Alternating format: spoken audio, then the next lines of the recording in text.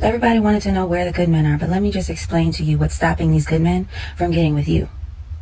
This idea that a man should come along and take you as you are. He should accept you for who you are, how you feel, how you think, what you do, and he shouldn't question that. He should embrace it, right? That's what you want. But that man wasn't good enough to be with you, to get with you, until he did all the work. He had to become this amazing provider, which means he needed to put in extra work and effort towards his career, maybe his education. Maybe he had to really put in the work for a grind, whatever he was doing. But until he can provide a lavish lifestyle, you didn't think he was worth much of anything. You want to make sure that you have a man who's making solid, sound decisions. You want him to stay far away from all these girls in these streets where he can get somebody pregnant and have all these children out of wedlock, because you want to be the woman who comes along for this perfect man, right? But you don't want to do any work. Do you know why your grandmothers back in the day were able to get these men when they were young? That's because they spent their entire life being raised and taught how to be a good woman, how to make sound decisions, what men cared about. See, we frown upon that now. You call it misogynistic. But no matter what name you put on these things, it's not going to change that you can't control what a man is going to find attractive and what a man is going to pursue. You just can't. So you have two choices. Get on board and start putting in the work now, or be okay being single. The choice is always yours. Somehow, some way, somewhere along the way, I don't know, love stories, Disney movies, you know, you got the princess at the top of the tower waiting for her knight in shining armor to come and save her. You know, it's just this depiction of women as if we're this messy damsel in distress waiting to be rescued, okay? And not saying that it's not women like that. I'm talking about godly women right now, women of God who are ordained by God to be wives. Listen, God made woman for man. God did not make man for woman, and he knew what he was doing, because them dentists and doctor's appointments, they only getting scheduled because, okay, you got to remind your husband you take your vitamins today, drink enough water, you ain't been in the gym in a couple of days. But no, all jokes aside, God made woman for man. And so when you're going through these difficult times in your marriage, because it will happen, and your husband is difficult to love, can you still serve your husband as if you're serving unto God? Because Colossians chapter 3 says, do with all your heart as if you're serving unto God and not unto man. Can you look past the flesh and see the spirit that's operating behind your husband? And also, you know, the role switch. The man is called to be the head of Christ, but sometimes he might get out of alignment with God. And so if God is gracing you as the wife to be able to keep your husband and remind him to stay aligned with God, that's your duty to do so, is to be a helpmate unto your husband. It's not easy, but you have to keep at the top of your heart and your mind that you came into this union not only with this man, but you came into this union with God as well. I don't think a lot of women realize this when they want to read the Bible and they want to do their own thing and they want the man to overlook all their faults. But then when it's time for them to take care of the man and uphold their end of the bargain, then all of a sudden it's a problem. See, that's the crazy thing. I have enough on my list, but I can't even bring my list over here because you're always stressed out about your list. And you assume that I have nothing on my list because I just don't tell you. You should tell me what's on your list. Absolutely not, because then we're both going to be sitting around complaining about, oh my goodness, I'm tired. It's communication. That's Babe, to real. Me, that's not communication. Baby, that's adulting. It's not to me.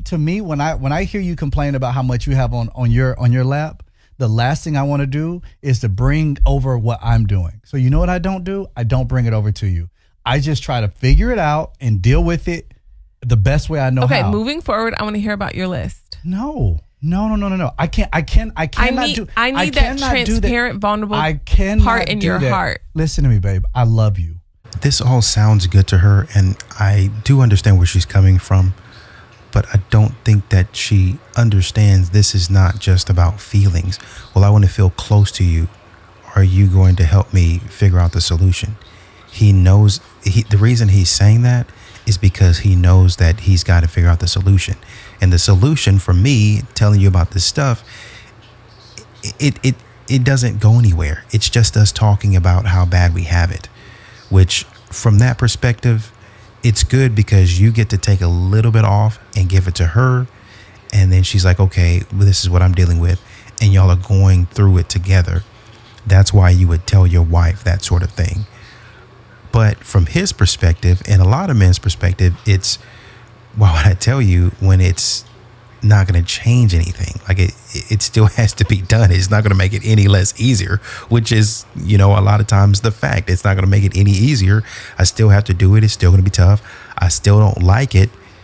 So why am I stressing you out even more? Because now you're like, oh man, I've got my stuff, and oh, he's got his stuff, and it's so terrible. That's why I didn't tell you, because I have my list. You have your list. I'm taking on your stuff as well as mine because I'm the man, and that's just what I have to do. I understand where she's coming from, but to be honest, I do kind of feel like I would like her to kind of understand more about where he's coming from and kind of sort of acknowledge that versus, okay, well, moving forward, just tell me everything so we can be close, right?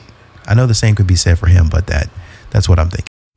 This is something you women gotta get through your head, wrap your psyche around. A black man can love and cherish his mother and at the same time not want to date black women.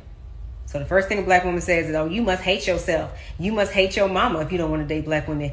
He loves his mother because she birthed, raised, and nurtured him for his entire life. He don't love her because she's a black woman. He loves her because she's his mother. He don't care. I don't care what she is. She can be a chimpanzee. It doesn't matter. She's nurtured him his whole life, and she deserves his love. That don't mean he want to date a black woman. He ain't got to date his mama. He ain't got to be attracted to his mama. He ain't got to put up with his mother every day and her attitude and her mood swings and all of that. He didn't get a chance to choose his mother, but he can choose his mate. And if he don't want a black woman, that ain't got nothing to do with what he feels about his mother or any other black women in his life. He can love his mother, his godmother, his aunts, his grandmother, his sisters, and everybody else. And that don't mean he want to date them. Every time a black man don't want us, here we go. Oh, he's sassy. He down low. He commitment shy. Here go my favorite one. Who hurt you? He ain't hurt just because he don't want to date us. Y'all hurt because they don't want to date us. You got it? Good. Exactly. Doesn't mean that he hates you. Doesn't mean that he doesn't like black women. He just found something else that he likes. Shame, insults, guilt, and the need to be right. Treat your man the way he needs to be treated before you lose him. Men go out and they fight the world. The last thing they want to do is come home and fight their girl. It's as simple as, baby, how was your day? How's your mental state? Allowing him to come home to a hot meal, his shower ran, his clothes ready for tomorrow, and just love on that man. With the way my dating life is going right now, I feel like I'm going to be single for a long time. Like a long time.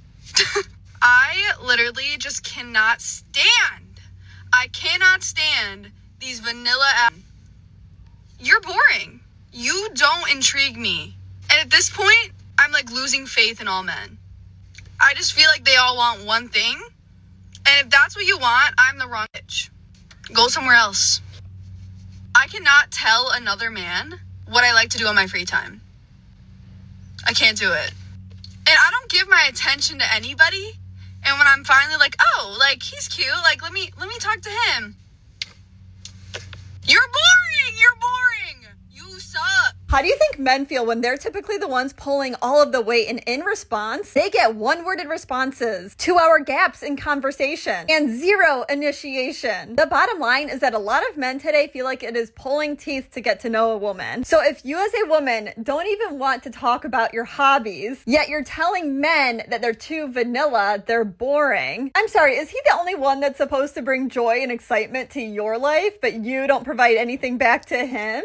You guys, living with a man will really break you down and test your patience. I don't know how many times I've told him the toothbrush goes in the toothbrush holder. Oh my God. I saw this one reel. This lady was asking, so your family's at a dinner table, you're about to serve them dinner. Who gets the food first, your kids or your husband? Reading the comments had to have been the most scariest thing I've ever seen, because a lot of people were like, oh no, my husband's going to get the breadcrumbs.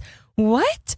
Or like, no, my kids eat first. Oh no, my kids come first. In a marriage, your husband comes first. Your wife comes first. Your marriage comes before the kids. The traits of a nagging wife. First thing, when I hear nagging wife, I hear I have nothing else better to do in my day. I view it as picking arguments to get some sort of emotional response to make you feel better about yourself. And the traits of a nagging wife, I am picturing you never, you always. I've told you this multiple times. I can't believe I have to mother you. I gave myself the ick. And I stopped in my tracks. There's a lot of miscommunication that happens in that. I think there's a lot of loneliness that's happening in that, and there are people who use that type of manipulation to garnish energy and attention from their partner. Yes, and they don't realize that that's a self-destructive mindset. Actually, I would argue that they do. They do know that. Well, how do they know that? Because they watch videos that say this is what that's going to do to him. He's going to respond like this. If he's not responding like this, then do this. And they know it. And what they do to let you know that they know what they're doing is they'll get in the comments. Oh, I did this yesterday. Oh, I'm doing this to my husband, to my man, to my fiance right now, and it's working like a charm. As a matter of fact, some of them get so bold as to jump up on there and make a response video. Oh yes, everything to what she said. Stitch the video. Everything that she's saying is absolutely facts, and I do it right now. And then when the man sees the video, oh, we're breaking up, and I don't understand why. Men aren't men these days. It's because you were out here talking stupid. You were listening to tactics that manipulate a man, and now you're upset because the man saw you acting a fool out there and left you. Don't worry about it. I'm tired of hearing his power. It's trash. Throw it out. It's a gabillion good out here. If your man gives you a blueprint and tells you, this is how I want you to love me, this is how I want you to tend to me, cater to me, nurture me, whatever, so that I could be content in this relationship, why are you not listening? You don't go to a job and they give you the job description and you wing it. So why are you winging it in your relationship and expecting the man to, be loyal to you? I'm confused. But you want a man to love you in your love language. Women need to stop that one-sided ish. I can't stand it. I don't like it. If you two choose to come together and y'all verbalize things, why not respect it? Don't you think that would make the relationship go much easier? It's like y'all make it harder and then you wonder why this man is unhappy. He told you what he wanted, Latasha. You didn't listen because you thought your pork chop was enough to keep him. It's a lot of pork chops out here. Do better. I know a lot of women are going to say, well, you can't force someone to be attracted to you. You're absolutely correct. But the double standard of if a man no longer finds himself attracted to his wife because she's gained weight because of the baby, oh, he's wrong. She is getting older and she don't want to dress. She don't want to be sexy. She don't want to try to attract him anymore. I shouldn't have to do that. We've been together too long. You should just accept me for how I am. But this woman says, I am not attracted to you anymore, and there's probably nothing that you can do. I guarantee you the women in the comments are going to say, well, you can't force somebody to be attracted to somebody. The double standard is horrible. Now, this man goes on to introduce having an open marriage just to save his marriage, and that still wasn't good enough. This, to me, is confirmation that people forget what marriage is about. It's not about you being happy 24/7, 365. It's not about you getting what you want 24/7, 365. It is a commitment and a covenant that you made to make sure that you, your family, your children, and that husband all getting what they need and being honorable to God. At the end of the day, if you're not attracted to that man anymore, buy him some new clothes. Tell him you want him to work out. Change his haircut. But just to throw 16 years away is wild to me. And you know what's even crazier is that you will have women out there that will sit up here and say that men don't try. Oh man, you guys give 100% at the beginning, and as a relationship goes on, y'all just quit trying. It comes down to 80%, and then it goes back up to 90, and then it goes down to 50, and it dwindles all the way down until you're giving a 0. And we start with 0 until you give us what we need, and then we give 100% and 110, and eventually it works up to 200%. But what she's saying is y'all don't even try. Y'all quit. Y'all stop. Y'all not, oh man, I already got him. He didn't love me just the way that I am. This just the way that I am. So how is that y'all giving 200%? If he was giving 200%, then you'd actually try to do things for him, to look good for him like you did in the beginning. And by your logic, can't even say you was doing that in the beginning because you said that you wasn't really trying in the beginning. So what's that?